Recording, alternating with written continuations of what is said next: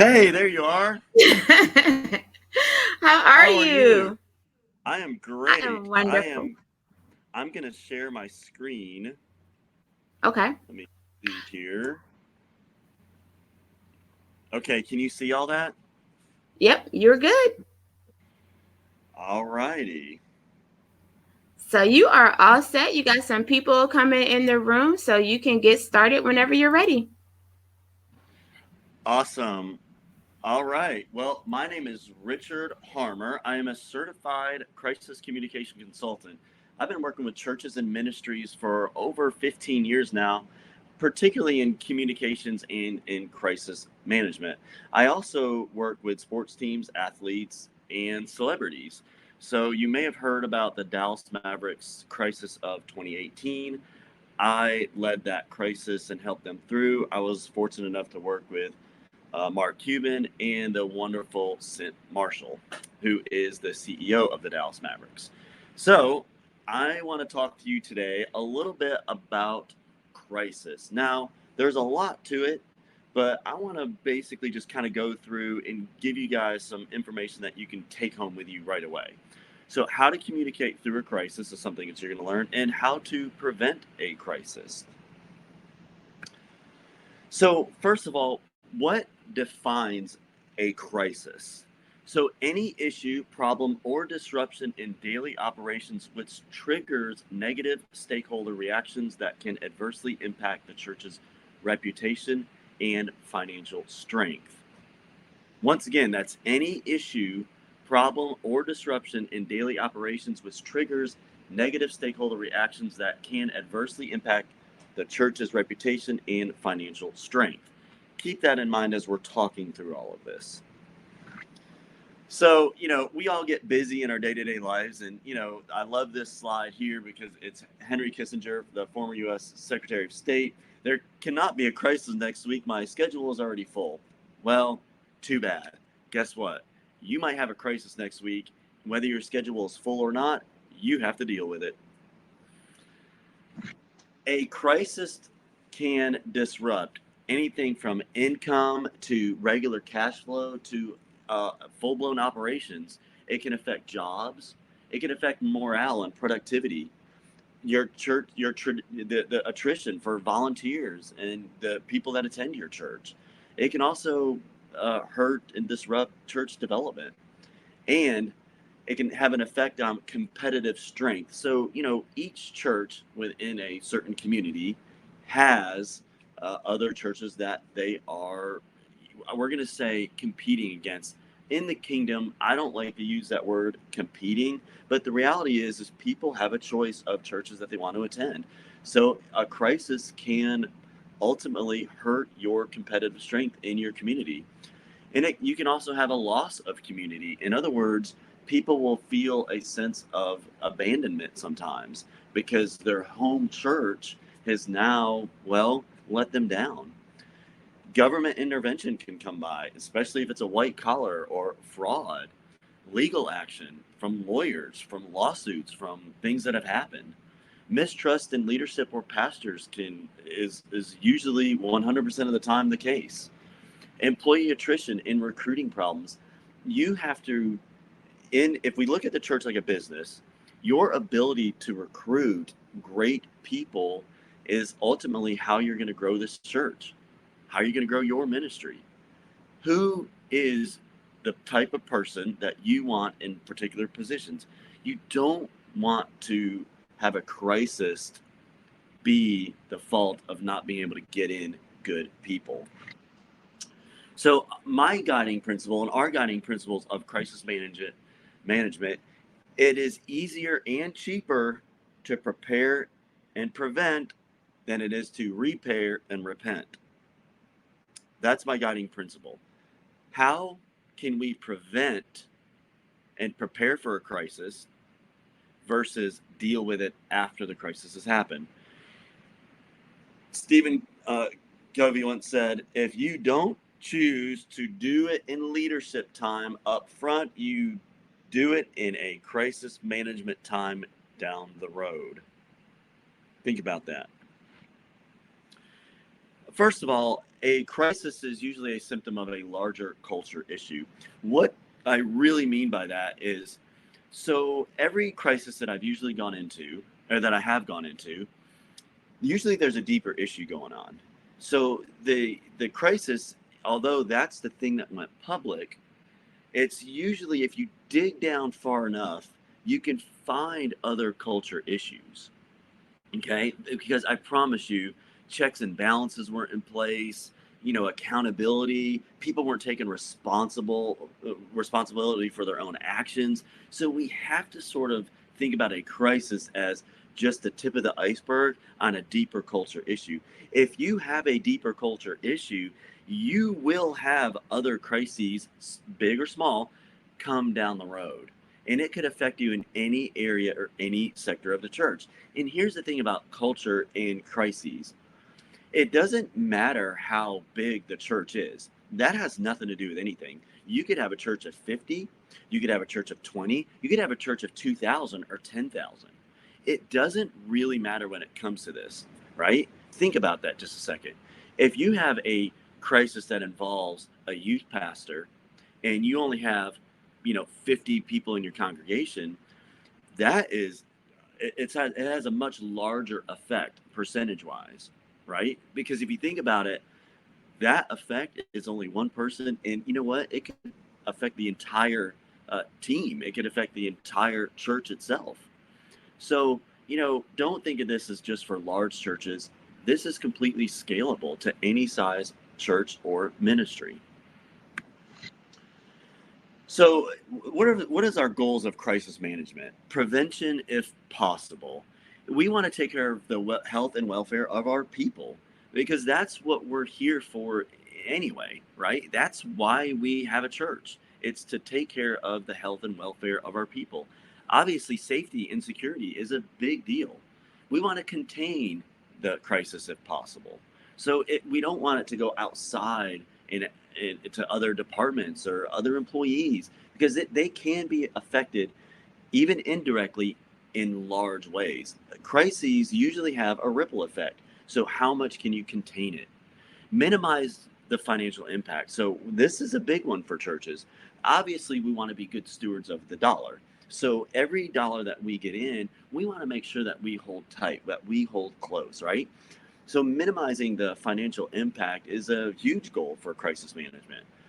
Our other goal, whether it's in an executive or the brand of the church, we want to restore the reputation and the trust of the church or the senior pastors, or whoever the leadership is, or whatever that is. We want to make sure that we restore the reputation of that church and organization, and then start gaining trust. And hopefully sometime down the road we can return to normal. So crises are on the rise, and let me tell you why. So organizations that involves churches and ministries are more complex than they've ever been before. People working from home, technology, the speed of business anyway is increasing. So if you think about your church or ministry as a business, which it has to get to that point, if you want to grow, you have to treat it like a business. And businesses are they're just like relationships. How you got into the relationship is how you want to maintain the relationship. Well, how you started the church is how you want to maintain the growth of the church. So the speed of business and the growth and acceleration of church growth is increasing. Government investigations are up for nonprofits. So we have to think about, this in kind of the back of our head just a little bit, because the government is cracking down on churches and ministries and nonprofits. They're looking at fraud. They're looking at white collar crime. They're looking at criminals. A lot of times, what? Sadly, people use nonprofits as a gateway to for money or for crime. Stakeholder expectations are higher. So the church, the folks that attend your church, the volunteers, their expectations are growing. Shareholder activism is on the rise. And what I mean by shareholder, and I use this word intentionally, is anyone that is invested into the church, whether it's parents, whether it's your congregation, whether it's your volunteers, whether it's your staff.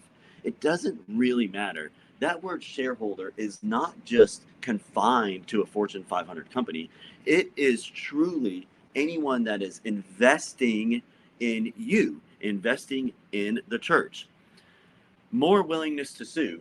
Sadly, people see opportunities all the time to sue someone, and it doesn't matter if they slip on your floor in the cafeteria. It doesn't matter if they trip on the doorway coming in. It doesn't matter if something happened inside of the church or outside of the church at an event. People are sue happy, and lawyers are more than happy to take on the case if they feel like they can get some money. Changing social contract, driving anxiety, mistrust, and divisiveness. Obviously, if you turn on the news every single day, we're seeing something happen with our social contract. And what I mean is how we interact with each other, right? We're becoming more divisive now than we ever were before. The church can either bring people together or split them apart. Sadly, most of the time, churches Sunday morning is the most segmented and segregated time in our country. That's how we're wired. That's how we're built. And sadly, it does at if you look at the media, it creates anxiety and mistrust. And it also has we're divisive. It's very divisive right now. The church can bring this together if we focus on the things that matter most, which are people, building the kingdom, spreading the love of Christ. So crisis management today, what's changed from what it was before? So first of all, it's not the fundamentals of good reputation crisis management. That's not what it is. But attention, we have to know attention spans aren't what they used to be. The public is no longer just satisfied with news media summary. They don't care about that anymore. They don't trust the media like that.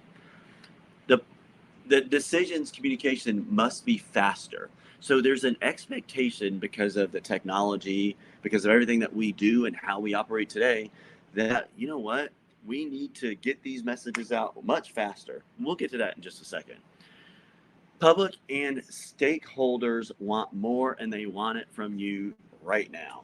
Keep that in mind. They want information and they want it now. Okay, here's where it gets kind of dicey because a lot of people they put on some sort of, character, or, they don't they're not authentic. They're authentic on Sundays, but when it comes to a crisis, you know what?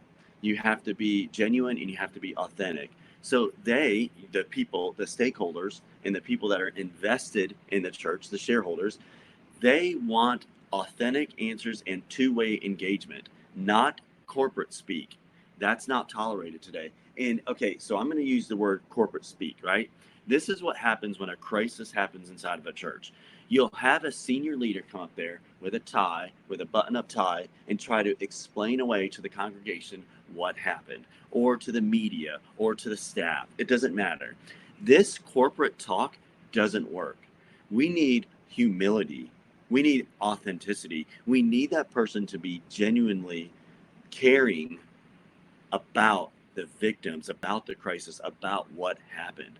They expect you to make it right. It is expected. That expectation comes with cost and could take time. Apologies in today's world are expensive. Think about this. So let's say that you had a pastor, a senior pastor who had an addiction problem. He got exposed. He came to work and he got exposed, right? What I mean by they expect you to make it right is, guess what? You may have started the church for another reason other than addiction. You just want to bring people to Christ. But if God puts you in a position and highlights and puts a spotlight on your church with that senior pastor with addiction, guess what your cause is? Here's how you got to make it right. You take that cause and you make it a part of your organization. A crisis can catapult you to the spotlight to make something right. How can we do more in the addiction world? How can we leverage our church's resources and our building and our people to help more people in addiction? God put that spotlight on you for a reason. Don't let it go to waste. That's a crisis. Sometimes it clears a path and breaks down what you should be focused on. And that is many times the case when it comes to a crisis. You can catapult your brand or your church forward by really honing in and focusing on the one problem, which in that case would be addiction. People won't be shy about their criticism. So, they're going to come out there and they're going to say their piece. Let them. Make sure there's two-way engagement. Don't ignore the criticism, because that criticism could be the thing that saves you and opens you up and opens your perception to a whole new world. Keep that in mind. Not all criticism is bad. Sometimes we have to look at it and think about what's being said. Disinformation, misinformation can travel at light speed. It can travel much further and faster than the truth. Trust me, I've been doing this for more than 15 years. Myths, lies, and misunderstandings should be flagged and facts shared as soon as possible. Focus on the important ones. You may not have time to catch them all, so focus on the things that matter the most. Which ones do we need to address the fastest? Credible third-party allies may be critical to your response. We'll get to that in just a second. So think about creating an army of supporters, even before you're in a crisis. So if you don't have an army of supporters and you don't have those main go-to people, they're not going to be there to fight for you when something goes wrong. Remember one thing: we can isolate an event, we can isolate a person, we can isolate an incident, but we cannot isolate systemic issues in the church. The more allies that you have inside of the church and even outside of the church, the better off, the better chance we have at overcoming a crisis when it does happen. Think about that just a second, because those people will speak good on your behalf. We have the ability now to gather up these teams of supporters, these people that can really help you push your message forward. So this misinformation, you know what? It can be flamed out. You can just put out the fire with all of the people that can help you. Hey, you could be honest with them and say, hey, this is being said. Here's the truth. We need you guys to go tell the truth. We need you guys to help spread the message of the truth and overcome this lie or this misunderstanding. They're going to need consistent messaging, and that consistent messaging must reflect your values, your mission, and your efforts to resolve the crisis. You know, if you go back to why your church began, you can easily come up with a mission statement or a value statement. That's not the hard part. The hard part is actually maintaining those values in that mission as you grow. As you're growing, many times the people you started the church with may not be the ones that take you to here. If your goal is Europe and you're in the United States, you're going to need a boat. The people that you started the church with may have gotten you to the beach in a beautiful car, but they don't have a boat. So, it's important as we're talking about this that your values and mission can be carried forward, even if it's not with the same people that you started the church with. I know you have a sense of loyalty, but if you read the Bible has bodies all over it. We are people, we are imperfect people. And if we hold our missions and our values closely, sometimes we have to let people go in order to grow and reach more of the kingdom. That's our goal. Values, mission, and efforts to resolve the crisis all go hand in hand. Utilize the people that have the gifting to be able to take you to the next level, holding those values and that mission closely. Crisis can happen in any one of these things. So in nonprofits, here's our primary the problems that we deal with on a regular basis. Okay, so first of all, a smoldering crisis is really defined as a crisis that's kind of smoldering under everything else that no one really sees yet, but it can be prevented.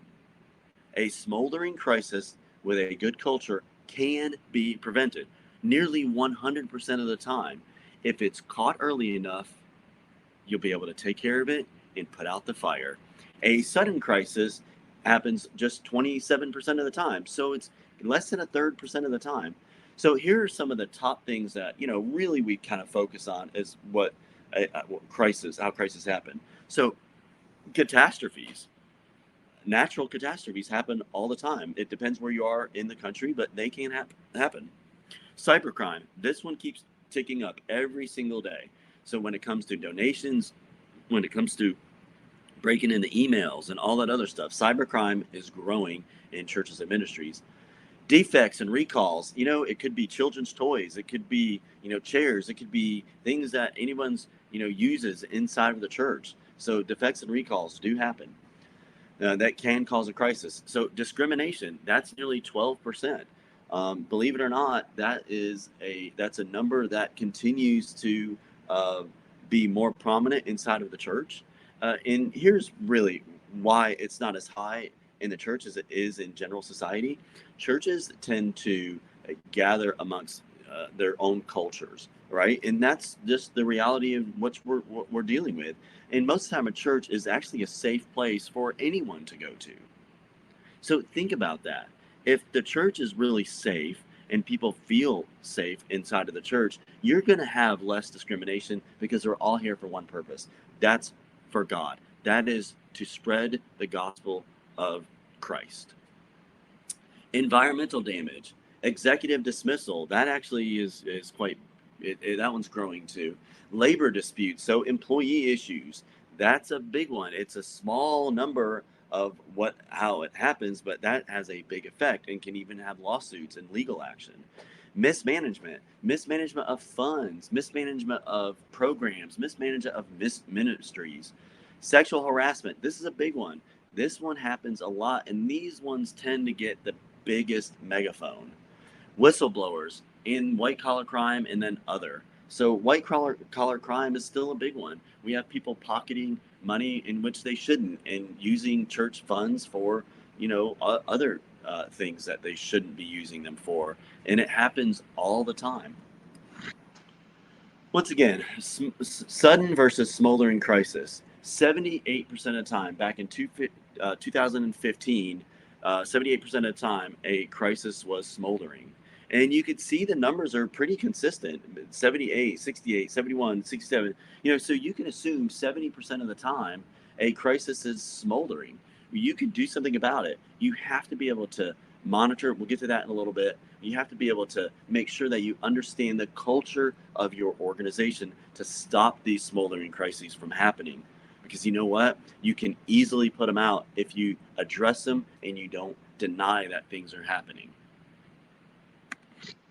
The realities of business crises. Again, I'm using the word business very intentionally. If you are running your church like a mom and pop church, you're not going to be able to grow, right? So there's two things that I really I go through with every church. Does your pastoral leadership team match your managerial leadership team? For every pastoral leader, you need somebody on the other side managing it. Okay, because this person here is a business person. They are thinking about it in terms of how do we effectively run this business and we don't, waste money. We don't waste donations. We don't waste our people's time that we have employees, we have HR. But on the other side, we have to have pastoral duties in place. That's anybody that can pastor. And, we need these senior leaders. We need a senior pastor, but we also need an executive pastor. The senior pastor usually has pastoral leadership. Well, the executive pastor, guess what? He's usually a managerial type person who takes care of the business operations. So balance yourself out. Have checks and balances in place as you grow, your church grows, or your ministry. Make sure that those people are the right people, that you understand their gifting. Most crises can be predicted and prevented. Goes back to smoldering. Serious business problems don't become a crisis until your stakeholders find out. Some of that is making sure that, we can take care of it underneath. It doesn't need to go public and other people don't need to know about it. Let's take care of it behind closed doors. And you know what? That crisis won't become a crisis. The longer a crisis goes on, the more damage it can do to your reputation. That's a pretty obvious one. Management denial is the biggest obstacle to effective crisis management. This is true through and through. People are in denial that something has happened. I attribute it to like a car wreck. Let's say that you get T-boned on a random Tuesday. Most people, they're in shock. They freeze, right? Well, that's the exact same thing that happens in a crisis at a church or a business or anywhere. People are people. They're in denial that it's even happening. Most of the time, it takes someone like me, an outsider, that says, "Hey, the first thing that you need to do is acknowledge throughout the entire organization that this crisis is real and it's happening, and it could go one of two ways, and we need it to go the best way possible, and we need to be able to utilize this crisis to push forward in the kingdom." The primary concern of management is often only the court of law when it should be the court of public opinion. Let's take that same employee issue I just about a little bit ago. Okay, employees, they tend to, when they leave or quit or get fired, a lot of people, they have a voice now. They are spewing information out, that you had no idea could come out of their mouths, right? So a lot of times churches start getting in protective mode so they don't get sued because, you know what? They don't want to admit that something happened, or because they're trying to protect themselves from being sued. But in reality, if a wrong happened, my advice is to come out and say that first. The court of public opinion can destroy a church over and suffocate it over a 2 or 3 year period. I promise you, a lawsuit, they cannot sue you out of business. They can't sue you out of business, but your reputation and in the court of public opinion, it could stop people from going to your church. I promise you. I've seen it, and I've seen churches sadly go under or be acquired by another organization. So the stages of crisis management, here's the ideal situation. We want to prepare and prevent. You do things, assess risks, you develop scenario specific plans. We'll get to that in just a second. Train and exercise. You want to deploy early warning systems. We want to respond. We want to coordinate, deploy resources, prioritize stakeholders. Who's important? Who needs to be involved in this? Communicate quickly, coordinate with responders. Mitigate. We want to stop the bleeding as soon as possible. Limit further damage. Again, containment. Take care of the victims. That comes first. As a church or any organization, your first ideal is to take care of the victims. Just like in that car wreck, the first thing that you're going to ask is, are you hurt? That's what we need to know first. Are you hurt? If you go to protection mode first and to protect your organization, your church or ministry, guess what? You're not caring about the victims. That's how it's going to come across. Figure out what went wrong and fix it. Recover. Make targeted and systemic changes to minimize future risk and assure that problems do not occur again. Debrief and learn from the crisis. Post-crisis evaluation is one of the most important things that you could do to prevent future crisis. But, however, here's too often in reality, we're in denial. It can't be that bad. Well, just because it's not that bad to you or your department, guess what? It could be bad and it could have a ripple effect down line. So think about that. Just because it's not affecting you does not mean it doesn't have a heavy effect on somebody else. Containment. Again, this word containment. Make it disappear. Assign to someone else to solve. That is not good. You want to take responsibility and you want to hold people accountable where the crisis began. So again, containment's a big word, but we need to do it in the right way. Blame game, blood on the floor. Assign blame, take credit. Someone pays with his or her job. Again, this is often in reality. He's got to go. She's got to go. why it's their fault, when you're going to overlook the actual culture problem that's happening inside of your organization, and that's the thing that you need to address. Fix. Life goes on, sometimes for the better. It's a big gamble. This is our reality. I think you're taking a huge risk by not confronting the crisis head on and dealing with it like it should be dealt with. Developing the crisis communication plan. Best practice, start with a vulnerability study. Okay, so what is a vulnerability study? It identifies the most likely scenarios in your business and industry. Business, again, if I keep saying church, most people, they're not going to think about the church or ministry as a business. You are in ministry. This is what you do. Now, because I don't know who all is watching this and who all will be seeing this, when I say industry, it could be a ministry that does food. It could be a ministry that, I don't know, you could be whatever industry that you're in, and that's your ministry. So it doesn't really matter. So you need to identify the most likely scenarios in your business and industry. What issues keep management awake at night? Your leadership team. What are they looking out for? Every single night that they go to bed, what worries them? For what scenarios are you well prepared for? And for what scenarios are you not prepared for? Think about that. We need to do a vulnerability study every 6 months in order to make sure that your organization is protected. You cannot look at this like a insurance policy. It's more important than that, because it's not a matter of if, it's a matter of when. You just don't know what crisis will strike, and you don't know what it could be. Anything from a natural disaster, it could be something internal or external, it could be a global pandemic. You have no idea. Make sure that you're doing these vulnerability studies. If you need help with that, call me, contact me. I can definitely sit you down and we can talk through what that looks like. What is the organization's communication philosophy? So, we have to understand the organization's structure, potential communication challenges, the culture, the technology, the staffing, approvals, time differences, etc. So, I always use this example. If the last 4 people that went into HR to complain about something, or a person, or, a process, and they were let go, or they were demoted, or, they were kind of ousted on the team, you don't have an open door policy. You have a issue with policies and procedures, because your culture will outweigh policies and procedures every single time. Not some of the time, every single time. In other words, that 5th person that tries to go because they see a real crisis coming in, guess what? The culture is saying that I should not go in there, because guess what? Those people were demoted, they were fired, they were let go, whatever. They're not going to go in there to talk to you openly and honestly about something that's happening.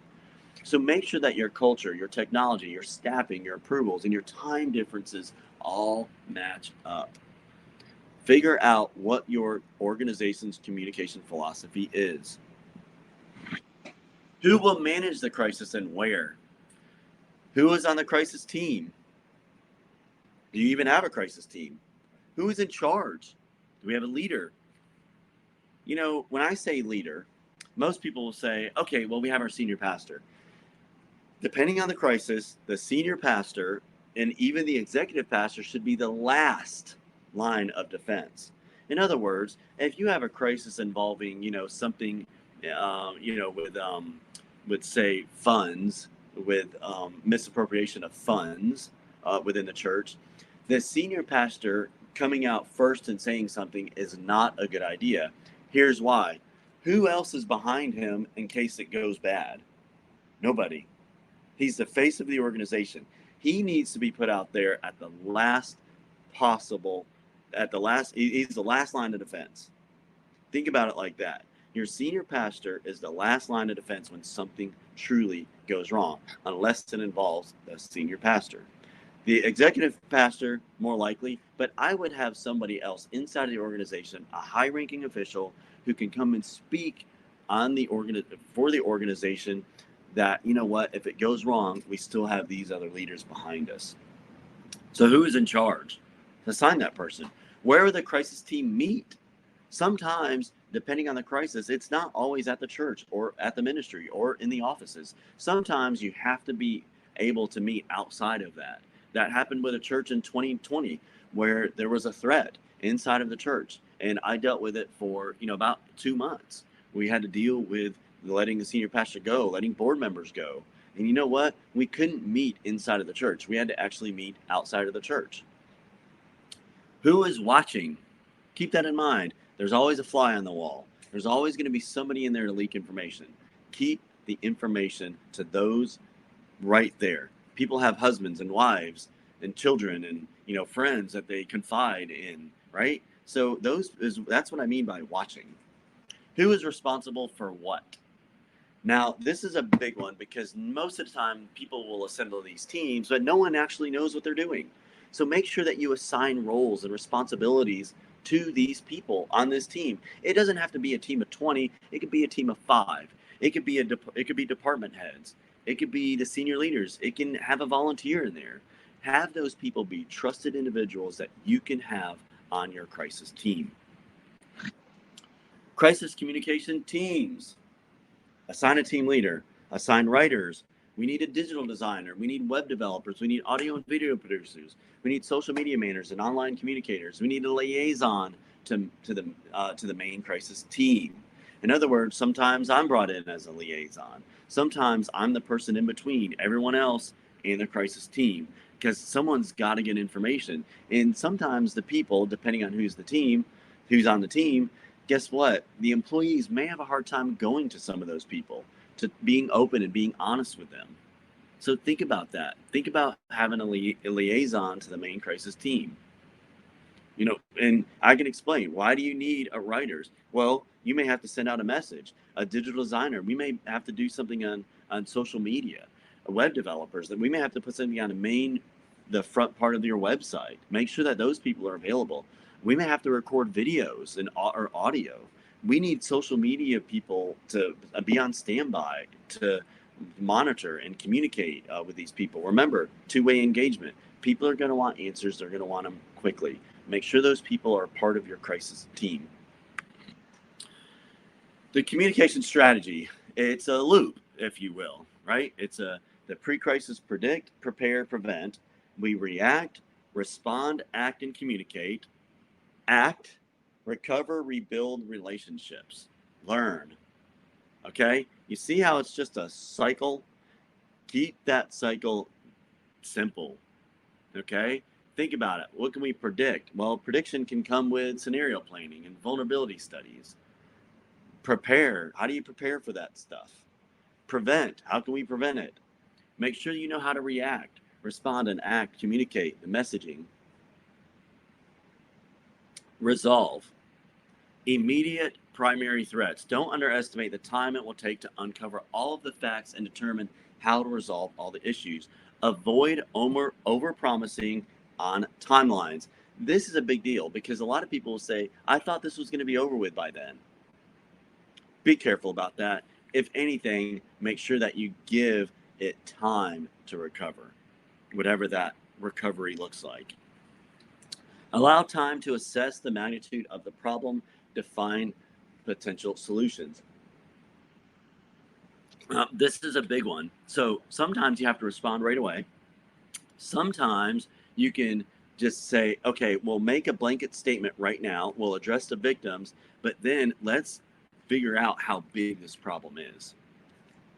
Repair the root cause. Governance, culture, performance, management, policies, and training. Important to communicate intent early on. Here's how we're going to solve this problem. Here's what we've done in the past. Here's how we're going to do this moving forward. Repair is often a multi-year exercise. In other words, you know what? It's kind of like a lifestyle change, right? Like, it isn't something that you're just going to do today. It's something that you have to live by. Doing this oftentimes involves just a culture shift. You have to look at this a little bit different.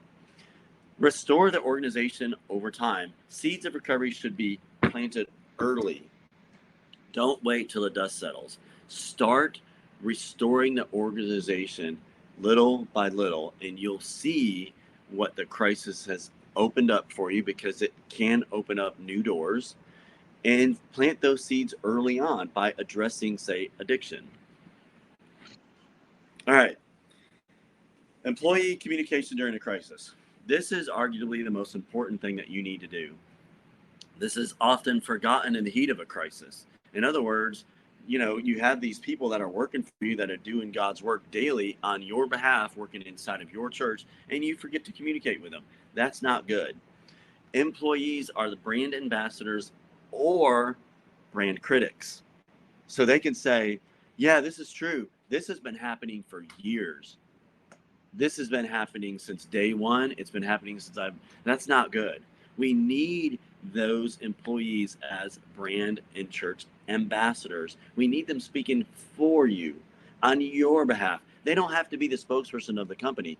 They can just be ambassadors and help you. The best way to protect the brand, minimize misinformation, mitigate impact, reduce possible effects is communicating with employees. What do they need to know? When do they need to know it? Understand that this information will be leaked. Delivering bad news to employees, empathy and compassion, dignity and respect.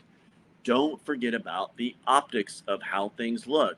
In other words, run it by a few people before you send it out to the masses. Okay, I'm saying this, but are they hearing this? Because just because you said something, you say, how could they interpret that as being, that's not what I said. No, it's not. What you said is not as important as what they heard, because that's what they're going to take home with them. What if, I know this sounds kooky, we communicate with employees? Pretty simple. Do it the right way. Make sure what you say and what they heard, it's the same thing. Again, sometimes you want to run it by a small group first and then open it up to the masses. Better, faster employee crisis communication. The crisis culture. In other words, always have that plate set. Always know that something could happen and be aware of it. Because if people are aware that anything could happen and a crisis could happen inside of the church, they will become more attuned and to spot things. They'll become more adept at dealing with crisis. So just adopt that inside of your culture and say, hey, we're going to be prepared. We don't have to sit on pins and needles, but you know what though? We're going to be prepared for anything. Things happen. People are imperfect, and the systems that we work within are imperfect because those systems were built by people. Communicate regularly and seek employee feedback. Okay, this is where most of the people, most management teams and leadership say, why do I need their feedback? They don't know. You know what? They do know, because they're being affected by it every single day. That is your biggest mistake, is not going to the employees for feedback.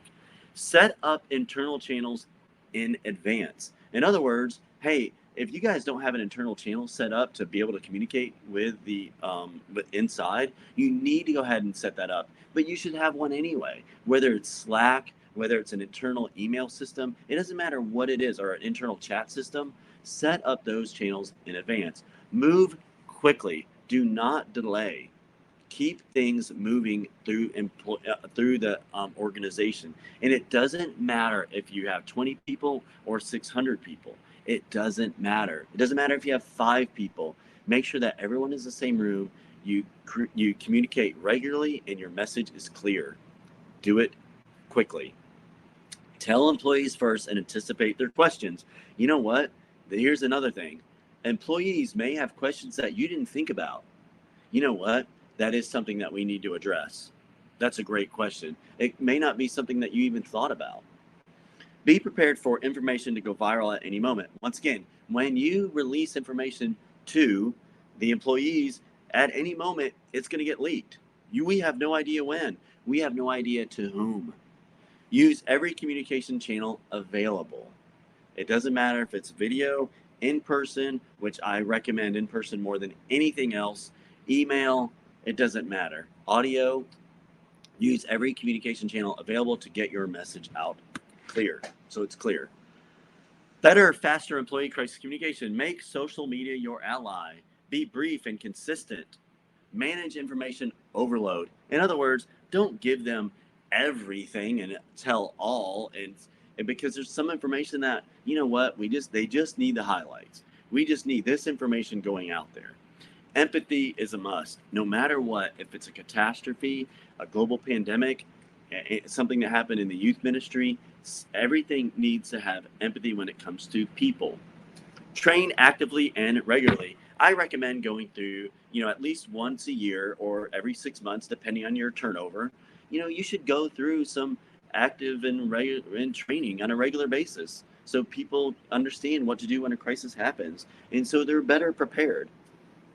Keep communicating even after the worst has passed, and then learn from the crisis. So, don't just stop communicating with your people after everything. You need to close the loop and say, look, here's how we did, here's how we overcame this. And that will help you learn from the crisis. So, here's some high and low tech tools that you can use to communicate. So, just look at this for a second. Bathroom bulletins, CEO and management blogs, chat rooms, website. Look at this just for a second. And again, I will make sure that you have access to this information after the conference.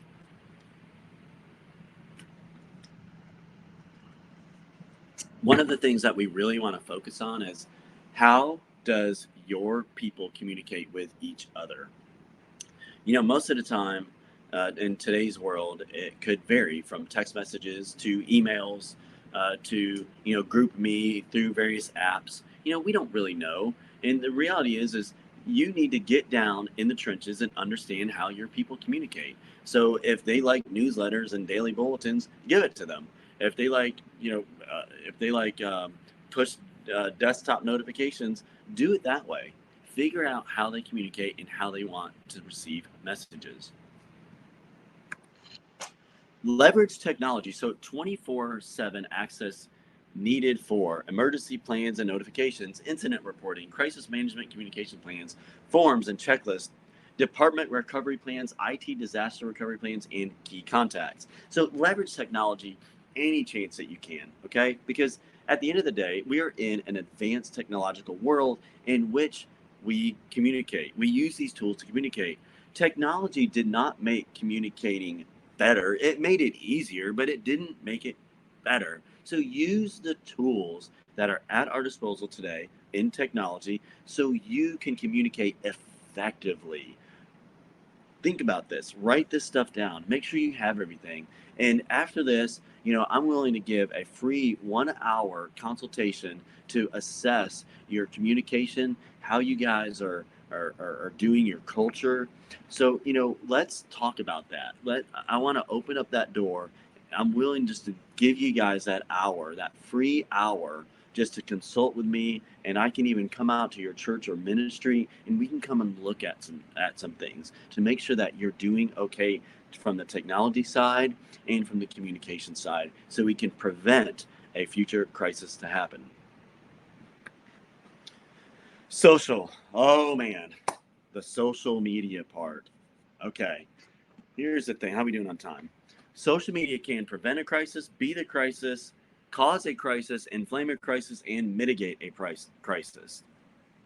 Social media, it is our number one tool to communicate in today's world. It's how we have access to X amount of people. Social media crisis realities. Ignoring social media won't make it go away. You can detect a crisis if you're not listening. Social media crises happen in real time and have to be managed in real time. Think about that. They happen in real time and they have to be managed in real time. In other words, you cannot wait, you have to respond right away. There is no time for lawyers or marketing departments to take hours or days to approve a response. You have to plan ahead. Content is immortal on the internet. It's going to be there forever. Make sure the headline doesn't suck. You can't control what people post about your brand. You can control how you respond. Deleting negative comments will probably backfire pretty badly. My advice, take it offline as soon as possible. Know where stakeholders talk about your organization and participate in conversations well before the crisis erupts. Again, know where stakeholders, people that invest in your organization, talk about your organization and participate in conversations well before crisis erupts. Social media mistakes. Ignoring the situation in hopes it will go away. It doesn't go away. It only bubbles below the surface. Deleting negative comments will only inflame that person. Slow response. While you're waiting on your attorneys or whoever to make sure that every T is crossed and every I is dotted, guess what? People are starting to talk more. Forget about being grammatically correct. Get your message out there, and if you would have planned ahead, you would know how to respond. Being less than truthful. Be truthful. You don't have to say the entire truth, but there are certain things that you can say to make it go away. Knee-jerk comments. Don't do it. If the person that runs your social media department does not know how to respond, get someone in there that does know how to respond. Corporate speak, aka lawyer speak. Do not have the message come from the attorney. That only makes you look worse and guilty. Social media teams, maybe one or a team, should be trained with a minimum of these skills: social media in crisis, responding to negative criticism online, understanding what social media crisis is and what it means to the brand, ability to identify red flags, and the ability to make initial response when needed. Social media rules of engagement. Respond immediately to key stakeholders at the onset of a crisis. Be committed to maintaining an open two-way dialogue. Listen to stakeholders' concerns and address them. Be honest, transparent, open, and credible. Build a relationship with your publics before the crisis. In other words, have those relationships established. Be flexible and adaptable. Be human, authentic, and be compassion. Have compassion in all communications. Remember that making an apology and accepting responsibility, they're two different things. Remember that. This is one of the biggest misconceptions. But I did apologize. Yes, but you didn't take responsibility. That's a whole different. I'm sorry does not mean, you know what, I fully acknowledge my mistake, and I'm taking full responsibility for that. Monitor all communications in real time. There are a ton of programs out there that we could certainly talk about that. Again, I'll give you an hour free consultation, and I can give you some of those tools that you can look for, and perhaps you can monitor your brand better. But they're also great measurement tools to see how you're doing and how you're engaging with the world, if you will. Prevent by monitoring and planning. All words related to your brand, organization, products, or services. These are all the things that you monitor: discussions and mentions. Your brand name, the name of your church, ministry, or organization. Names, keywords, and phrases that relate to your products and your services. So in other words, if you guys sell, products or books or, whatever that is, your ministries, the services that you provide outside of the church, make sure that you have you're monitoring all of that stuff, right? So your church name and the ministry, the book, or whatever that is, because you want to know how you're doing out there. So monitor those things. Monitor specific campaigns. Targeted inquiries. Names of the key players in your organization or industry: pastor, senior pastors, executive pastors, team leads, ministry leaders. Industry related terms and acronyms. In other words, I don't really care what ministry you're in or what industry you're in whatever that looks like, what denomination you're in as far as your church, make sure that you're monitoring those terms and acronyms. Scenario plans for most probable crises. So this is a quick action guides that I recommend. Classify the crisis to determine if you will activate the entire crisis team or a subset. In other words, did the crisis just happen in IT, or did it affect the entire organization? So make sure that you classify the crisis to determine if you activate the entire crisis team or a subset. Outlines initial strategy, steps to take as as the crisis unfolds. Anticipate likely questions. Pre-approved initial holding statements. These are just quick action guides that I recommend. Action guide elements. Situation overview. What does it look like? Crisis team participants. Who are we? Communication priorities. Who do we want to address first? Key stakeholders identified and assessed. advocates, adversaries, and ambulance. Likely initial questions, write them down. Key message themes and vehicles that we're going to use those. In other words, what platforms are we going to use those? Use those. Initial media statements and social posts. Employee communication considerations. What does that look like? Social media needs. Do we need graphics? Do we need video? Additional scenario specific considerations. So again, action guide elements. Go through these, look at them. Again, you'll have the presentation when we're done here after our talk and after the conference. I'll make sure that you get these. So are there any questions?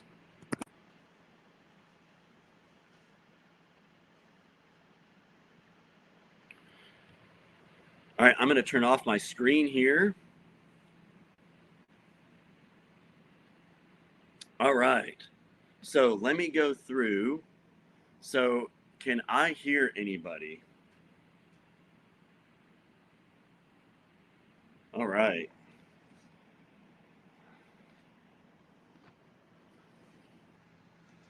So LaKesha. All right.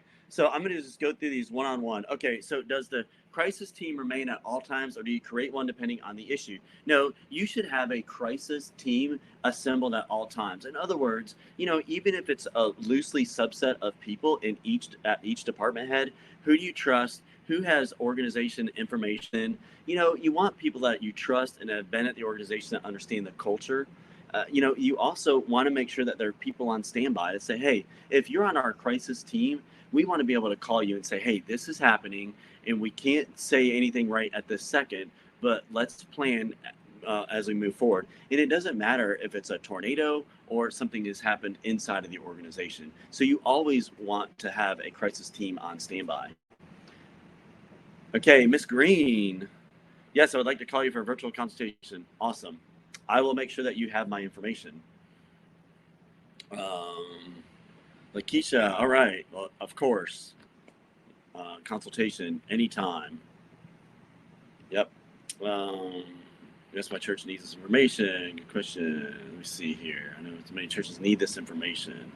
This is a good process of doing a vulnerability study. Yeah, so I think it's Sheila, Miss Towns. So yes, a vulnerability study is really really important. We have to consider what's involved in a vulnerability study. And sometimes, a lot of times, it involves youth or accounting. And believe it or not, those are the two biggest holes that most people have with a vulnerability study. Another thing, if you want to go to the computer side or IT side, most churches are set up because of cost, because of usually lack of talent on the IT side. Usually they're maxed out from the IT side, right? So we have to think about like that is a big vulnerable open hole, if you will, in most smaller churches. And as they grow, they're not really set up to grow internally. So we have to keep that in mind. Okay. Um, Let me see here. Needs to be authentic. Criticism can be constructive. Needs to accept constructive criticism. The towns will reach out next week. Yes.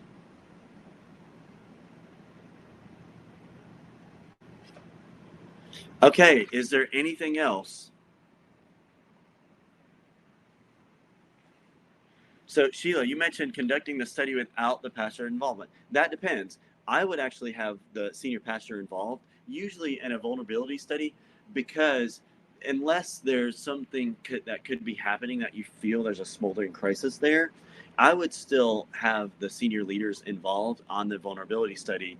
And you start basically with personnel. You could start with HR, and then you start by departments, and then you continue on by departments, and then you say, where are we exposed, right? Like, because most people, they don't really understand what the exposure that they could be in, uh, you know with departments, right? Like, let's look at our ministries, for instance. Like, are we operating consistently? Are we operating as we want to operate with our vision and our mission?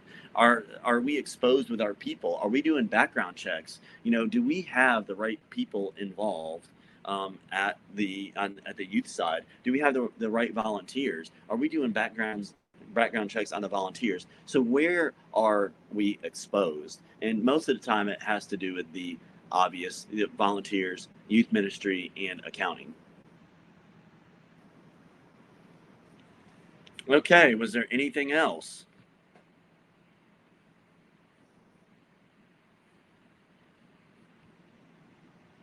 All right, that is my time.